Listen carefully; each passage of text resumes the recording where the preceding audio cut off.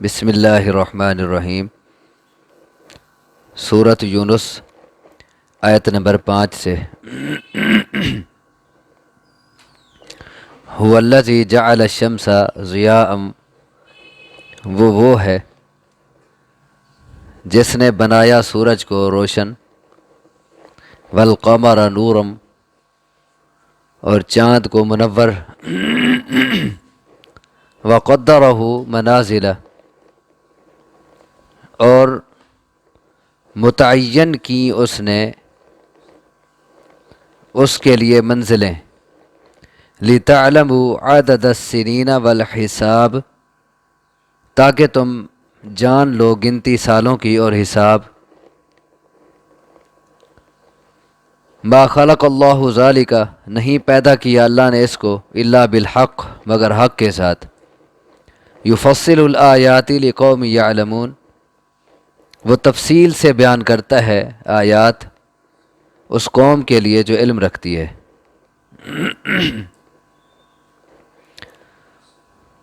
اللہ تبارک و تعالیٰ کی مزید اس میں صفتیں بیان ہو رہی ہیں اور اللہ کی کاریگری کے تذکرے ہیں۔ اوپر آیا تھا کہ اس نے آسمان و زمین کو پیدا کیا اور وہ تدبیر کر رہا ہے۔ مزید هو الذی جعل الشمس ضیاء والقمر نورا، وہ ہے جس نے سورج کو روشن بنایا اور چاند کو بھی منور بنایا۔ دونوں کے لیے لفظ الگ الگ استعمال کیے گئے ہیں، حالانکہ روشنی اور چمک سورج کی بھی ہے، چاند کی بھی ہے، لیکن سورج کے لیے لفظ ضیاء کا بولا، چاند کے لیے نور کا بولا، کیونکہ سورج روشنی کا منبع ہے، اس کی روشنی ذاتی ہے، اسی لیے اور جگہ سورج کو سراج کہا گیا ہے، چراغ، جبکہ چاند کی روشنی ذاتی نہیں ہے بلکہ سورج کا اس پہ عکس پڑتا ہے، چاند چمکتا ہے۔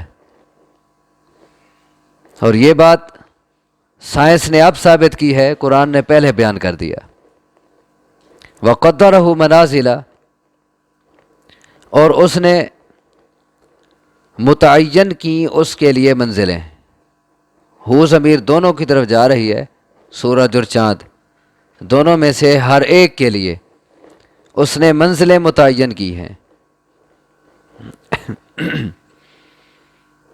سورج کا طلوع اور غروب ہر دن کا مختلف ہوتا ہے، ایک جگہ سے نہیں طلوع غروب ہوتا۔ اسی طرح چاند اپنی منزلیں 29 دنوں میں پوری کرتا ہے۔ اور یہ کیوں سورج چاند کی منزلیں بنائی ہیں، مختلف مطلع اور مختلف مغارب بنائے، اور چاند کا یہ گھٹنا بڑھنا یہ کس وجہ سے ہے؟ لِتَعْلَمُوا عَدَدَ السِّنِينَ وَالْحِسَابِ، تاکہ معلوم کر سکو تم گنتی سالوں کی اور حساب۔ یعنی چاند اور سورج کے ذریعے تم تاریخیں متعین کر سکو کہ انہی کے ذریعے مہینے بنتے ہیں، پھر سال بنتے ہیں، اور کچھ چیزوں کا تعلق چاند کی تاریخوں سے ہوتا ہے اور کچھ کا تعلق سورج کی تاریخوں سے ہوتا ہے۔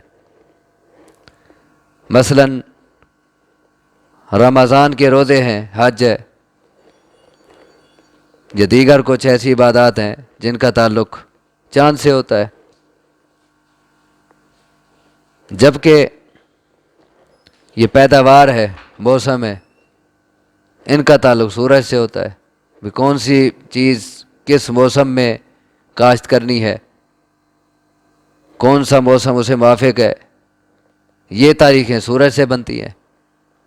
تو دونوں اپنے اپنے کام کر رہے ہیں، دونوں کے اپنے اپنے فوائد ہیں۔ ما خلق اللہ ذالک الا بالحق، نہیں پیدا کیا اللہ نے اس کو مگر حق کے ساتھ۔ اس پچھلے جو کچھ آیا اس سب کو اللہ نے حق کے ساتھ پیدا کیا ہے، یعنی بیکار نہیں بنایا۔ ہر چیز کی تخلیق کا ایک مقصد ہے، اور انسان کی تخلیق کا بھی ظاہر ہے پھر مقصد ہے، وہ بے مقصد نہیں بنا انسان۔ جیسے اللہ کی پوری مخلوق کسی مقصد کے تحت بنی ہے، تو کیا یہ ہو سکتا ہے کہ انسان کا کوئی مقصد ہی نہ ہو؟ یفصل الآیات لقوم یعلمون، لیکن یہ تفصیل سے آیات بیان ان کے لیے کرتا ہے جو علم رکھتے ہیں، جو بے علم ہے انہیں پھر بھی عقل نہیں آتی۔ ان فی اختلاف اللیل والنہار، بے شک رات اور دن کے اختلاف میں، رات اور دن کا اختلاف تین طرح ہوتا ہے۔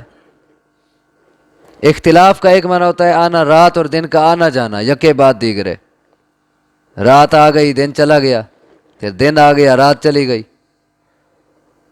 اسی طرح رات اور دن کا اختلاف کہ رات انتہائی تاریک بنائی، دن انتہائی روشن بنایا۔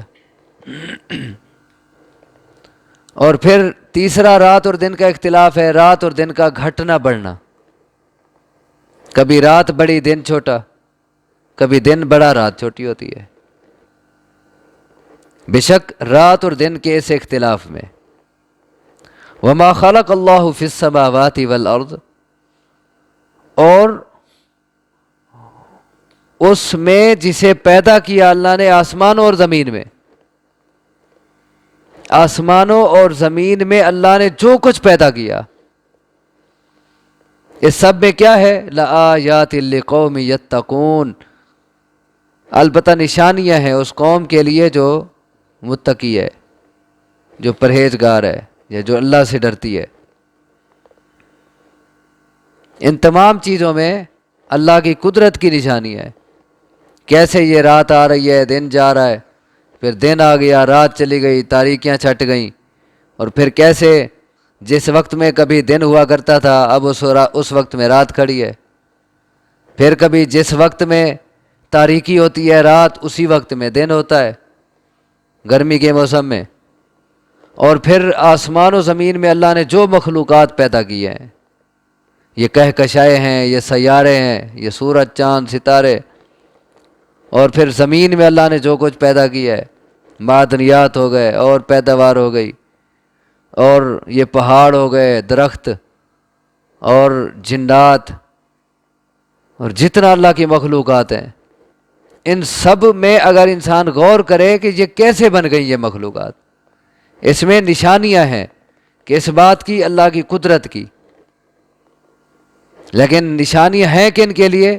لقوم یتقون، ان لوگوں کے لیے جو ڈرتے ہیں، جن کے دلوں میں اللہ کا خوف ہو، وہ ان سے اللہ کی قدرت کی دلیل لیتے ہیں اور اللہ کو مانتے ہیں۔ ان الذین لا یرجون لقاءنا، بے شک وہ لوگ جو نہیں رجا کرتے ہماری ملاقات کی۔ رجا کے دو معنی ہوتے ہیں، امید اور خوف، دو معنی لا یرجون کے اندر ہیں۔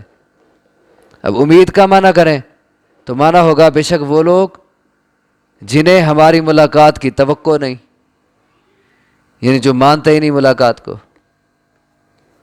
ڈر کا معنی کریں خوف کا، پھر معنی ہوگا بے شک وہ لوگ جو نہیں ڈرتے ہماری ملاقات سے، جن کو یہ ڈر ہی نہیں کہ ہم نے اللہ سے ملنا ہے۔ وَرَضُوا بِالْحَيَاةِ الدُّنْيَا، اور وہ راضی ہو گئے دنیا کی زندگی کے ساتھ، دنیا کی زندگی پہ خوش ہو گئے۔ وَاطْمَأَنُّوا بِهَا، اور اسی پر مطمئن ہو گئے۔ وَالَّذِينَ هُمْ عَنْ آيَاتِنَا غَافِلُونَ، اور وہ جو ہماری آیات سے غافل ہیں۔ کیسے؟ جن کو ہماری ملاقات کا ڈر نہیں، دنیا کی زندگی پہ خوش ہیں۔ دنیا کی زندگی میں کیا ہے؟ مال ہے، جائیداد ہے، اولاد ہے، دنیا کے تعیشات ہیں، دنیا کے عہدے ہیں، وہ انہی پہ راضی ہیں، انہی کے پیچھے لگ جاتے ہیں۔ کوئی مال کمانے میں لگ گیا اور اس کا اصل مطمع نظر، اصل مقصد یہی ہے، تو مال پہ مال کماتا چلا جا رہا ہے۔ ایک چیز بن گئی پھر اور، پھر اس سے منافع آ گیا، پھر اس سے آگے ختم، وہ اسی میں بڑھتا چلا جا رہا ہے۔ ایک آدمی کو دنیا کے عہدے کا شوق لگ گیا، اب اس کی پوری زندگی اسی میں کھپ رہی ہے۔ اب اس کی خاطر اسے جو قربانیاں دینی پڑیں، جو آخرت کے نقصانات کرنے پڑیں، اسے کوئی پرواہ نہیں ہے. جو دنیا کی زندگی پہ راضی ہو گیا، خوش ہو گیا، اور پھر اسے اس دنیا کی زندگی میں جو ملتا ہے وَاطْمَأَنُّوا بِهَا، اسی پہ اب مطمئن ہے، اب سکون ہے اسے. مجھے مال بھی مل گیا، مجھے جائیداد بھی مل گئی، اولاد بھی مل گئی، کوٹھی بھی مل گئی، تائی و شات مل گئے، دنیا کے مراتب عہدوں کے پیچھے تھا وہ مل گئے، اب اسی پہ اسے سکون ہے، مطمئن ہے اسی پہ. اور جب ایسا ہو گیا انسان دنیا کی زندگی پہ خوش ہے اور پھر اس میں جو ملے اسی پہ مطمئن ہے، تو پھر اگلا سٹیپ کیا ہے؟ والذین هم عن آیاتنا غافلون، اور وہ جو ہماری آیات سے غافل ہیں، پھر آیات سے وہ غافل ہو جاتا ہے. پھر اللہ کی قدرت کے نشان، اللہ تبارک و تعالیٰ کی آیات، قرآن، حدیث، دین اسلام، اب اس کی اسے کوئی پرواہ نہیں ہے. اور یہ سارا نتیجہ کس بات کا ہے؟ وہ پہلی چیز کیا تھی؟ ان الذین لا یرجون لقاءنا، آخرت سے بے فکر ہو گیا. وہ لوگ جو ہماری ملاقات سے نہیں ڈرتے، آخرت سے بے فکرے ہو گئے. یہ بنیاد بنے گی یہ چیز. جب آخرت سے بے فکرہ ہوگا، آخرت کا ڈر دل میں نہیں ہوگا، اب وہ دنیا کی زندگی پہ خوش ہوگا، دنیا میں جو ملے گا اسی پہ وہ مطمئن رہے گا، نتیجہ دین کو چھوڑ بیٹھے گا. پھر انجام کیا ہوگا؟ اولئک مأواہم النار، یہی لوگ ہیں کہ ان کا ٹھکانہ جہنم ہے. بما کانوا یکسبون، بوجہ اس کے جو وہ کماتے تھے. ان کی جو کمائی تھی نا وہ دنیا تھی، دنیا کا مال، دنیا کا عہدہ. اب ان کی اس کمائی کے صلے میں ان کا ٹھکانہ، ان کا انجام کیا ہے؟ آ گئے. اور اس کے برعکس تصویر کا دوسرا رخ کیا ہے؟ ان الذین آمنوا وعملوا الصالحات، بے شک وہ لوگ جو ایمان لائے اور عمل کیے اچھے، ایمان بھی ہے اور ساتھ نیک عمل بھی کیے. یہدیہم ربہم بایمانہم، رہنمائی کرے گا ان کی ان کا رب بوجہ ان کے ایمان کے. کس کی طرف رہنمائی کرے گا؟ جنت کی طرف. کیونکہ اوپر والی بات کے مقابلے میں ہے نا، یہ جن کے اوپر 4 کرتوت تھے، آخرت سے بے فکر، دنیا پہ خوش، اسی پہ مطمئن، دین سے غافل، ان کا ٹھکانہ آگ. اور جو ایمان لائے اور نیک عمل کیے، ان کا رب انہیں ان کے اس ایمان کے صلے میں جنت کی طرف رہنمائی کرے گا، انہیں جنت کی طرف لگا دے گا، جنت کا راستہ ان کو دکھائے گا، رہنمائی کرے گا ان کی ان کا رب بوجہ ان کے ایمان کے. کس کی طرف؟ جنت کی طرف. کیسی جنت؟ تجری من تحتہم الانہار فی جنات النعیم، کہ بہتی ہوگی ان کے نیچے سے نہریں نعمتوں کے باغات میں. وہ صرف باغات نہیں، ان میں ہمہ قسم کی نعمتیں بھی ہیں. ان باغات میں ان کے لیے نہریں جاری ہوں گی. ان کے نیچے سے وہ بالائی منزلوں پہ ہوں گے اور نیچے نہریں بہہ رہی ہوں گی. اور کیسے وہ نقشے ہوتے ہیں؟ جہاں کوئی چشمے ہوں سامنے اور کوٹھیاں ہوں، اور سامنے کوئی تالاب ہوں، چشمے ہوں، کوئی دریا بہہ رہے ہوں، کوئی نہریں ہوں، تو کیسے وہ منظر ہوتے ہیں؟ دنیا کے منظر ہیں، اور وہ کتنا اچھے خوبصورت منظر ہوں گے. اور وہ نہریں بھی کیسی اعلیٰ ہوں گی، دودھ کی نہریں ہوں گی، شہد کی نہریں ہوں گی، اور شراب کی نہریں ہوں گی، پانی کی نہریں ہوں گی، بہتی ہوں گی ان کے نیچے سے نہریں نعمتوں کے باغات میں. دعواہم فیہا سبحانک اللہم وتحیتہم فیہا سلام، ان کی پکار ان باغات میں کیا ہوگی؟ سبحانک اللہم. وہ جنت میں وہ کیا پکاریں گے؟ سبحانک اللہم، اللہ تو پاک ہے. وتحیتہم فیہا سلام، اور ان کا تحیہ، ان کی آپس کی دعا، ان کا تحفہ ان باغات میں کیا ہوگا؟ سلام. وآخر دعواہم، اور آخری پکار ان کی کیا ہوگی؟ ان الحمد للہ رب العالمین، اور آخری پکار ان کی یہ ہوگی کہ الحمد للہ رب العالمین، تمام تعریفیں اس اللہ کی ہیں جو رب ہے تمام جہانوں کا. یہ جنت میں ان کی یہ پکار ہوگی. اور یہ اللہ کا ذکر کرنے میں ان کو کوئی پریشانی نہیں ہوگی. بعض اوقات انسان ذکر کرتے کرتے کرتے تھک جاتا ہے, زبان تھک جاتی ہے, اب بولنے کو دل نہیں کرتا.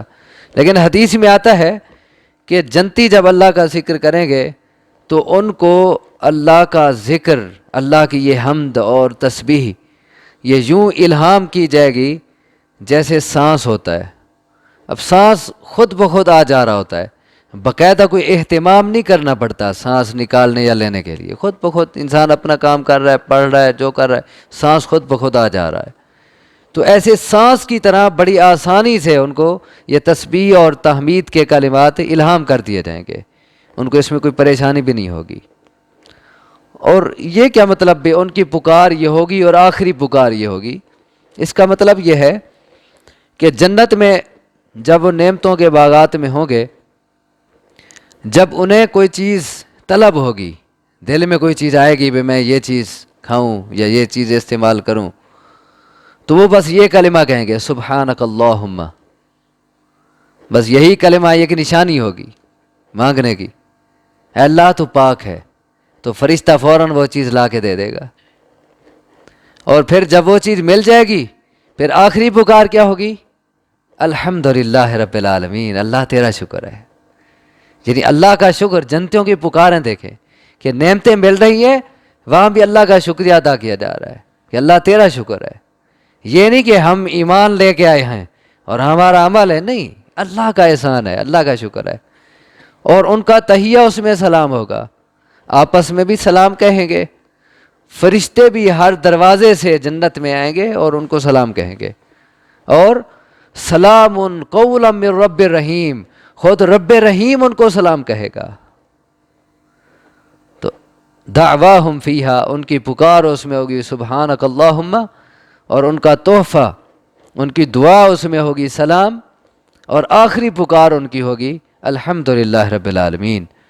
تو یہ دو مختلف قسم کے کرتوت, دو مختلف قسم کی صفات اور دو مختلف انجام ہیں. اب جس کی جو مرضی ہے وہ کرے, اپنے انجام کو سامنے رکھ کے.